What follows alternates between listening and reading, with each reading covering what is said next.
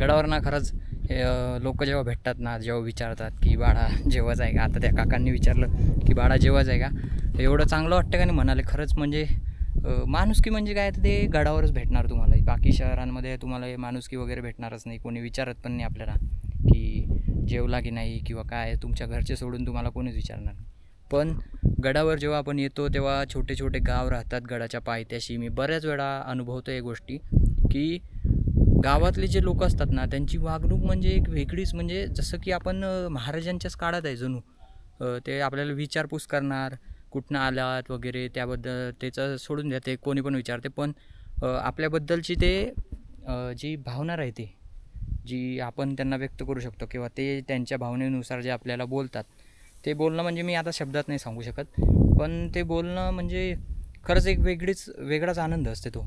तो मी नेहमीच अनुभवतो.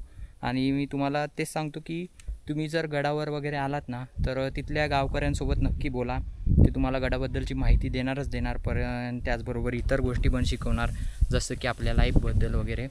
तर हा अनुभव तुम्ही नक्की घ्या जर कोण्या गडावर वगैरे आलात तर.